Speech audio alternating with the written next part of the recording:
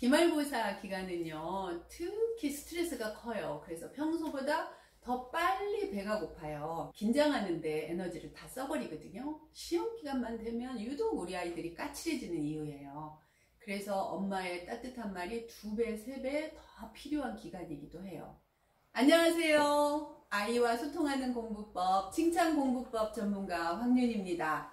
지난 시간에 가정은 학교가 아니다 라는 말씀을 드렸는데요. 만약에 우리 아이가 학교에서 문제를 일으키면 학교는 응당 그에 상응하는 벌을 내릴 수 있지요. 하지만 가정에서는 야단을 치거나 화를 내기보다 위로하고 격려해 줄 수 있어요.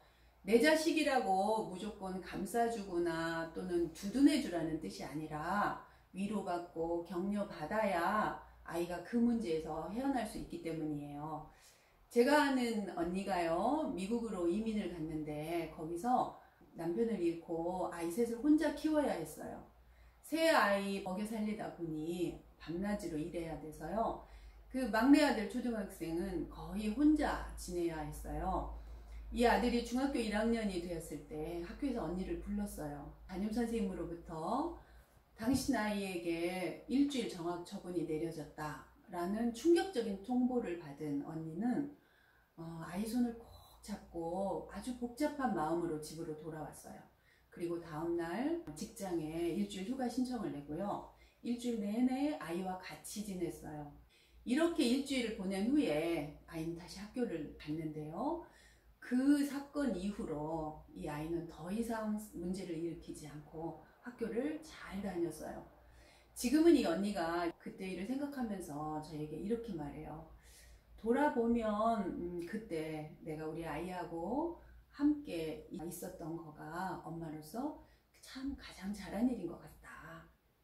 어뜻 생각하면 오냐오냐 하고 다 받아주면 버릇없이 키우는 것 아닌가 생각되는데 제 생각과 완전 다르네요. 네, 맞아요. 부모가 그냥 무조건 아이 요구를 다 받아주고 오냐 오냐 하면서 키우면 버릇없이 커요. 하지만 우리 아이가 가지고 있는 그 근본적인 문제의 원인을 부모가 다 알면서 받아주면 아이는 좋아져요. 마음이 배고프면 밥 달라고 문제를 일으키거든요. 갓난아기 보세요. 배고프면 가만히 있지 않죠. 어떻게 해요? 밥 달라고 울잖아요. 같은 원리예요. 아이의 요구를 들어준다는 것은 마음에 밥을 주는 것과 같아요. 우리 아이가 마음이 배고픈지 배부르지만 알아도 애랑 다툴 일이 거의 없겠네요. 근데 선생님, 마음은 우리 눈에 안 보이잖아요. 어떻게 밥을 주지요?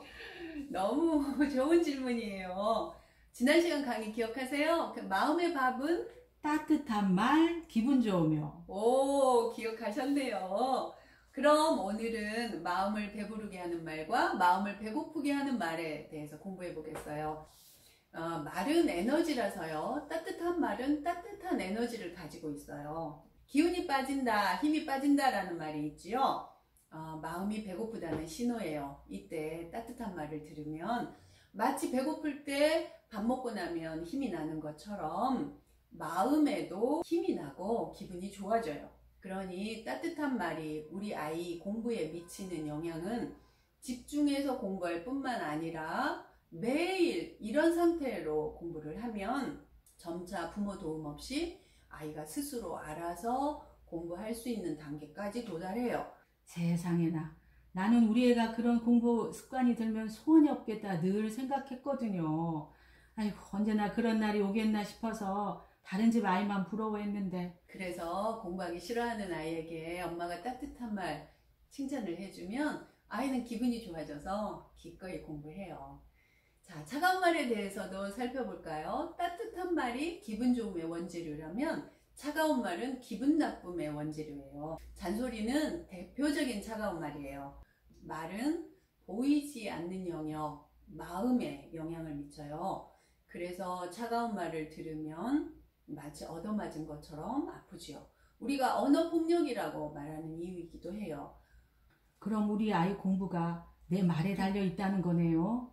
지 공부 지가 하는 것이지 라고만 생각했지 내 말이 우리 아이 공부에 대해서 이렇게 연관성이 있는 것인지 정말 한 번도 생각 안 해봤어요. 맞아요. 너무 정확하게 말씀하셨어요. 언뜻 보면 우리 아이들이 공부에 대해서 아무 생각이 없는 것처럼 보이지만 실제로는 그렇지 않아요. 학교 마치고 집으로 오면서 자기 나름 집에 가서 무슨 과목 공부해야지 라고 생각해요. 그런데 집에 오자마자 차가운 말, 잔소리를 들으면 기분이 나빠지면서 공부할 의욕이 싹 사라져 버려요.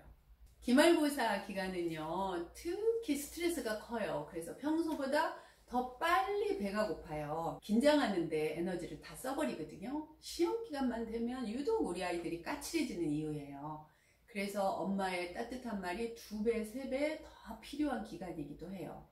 학교에서 돌아오는 아이에게 맛있는 밥과 함께 맛있는 말도 준비해 주세요. 우리 아이가 맛있는 밥 먹고 맛있는 말도 먹으면 기분이 좋아져서 극심한 스트레스 상황 속에서도 시험 공부를 해내요. 다음 시간부터는요, 구체적인 사례를 가지고 기분 좋게 공부시키는 기술을 하나씩 익혀보도록 하겠습니다. 여러분 다음 영상 기대해 주시고요. 나가기 전에 좋아요, 구독 부탁드려요. 다음 영상에서 만나요. 안녕.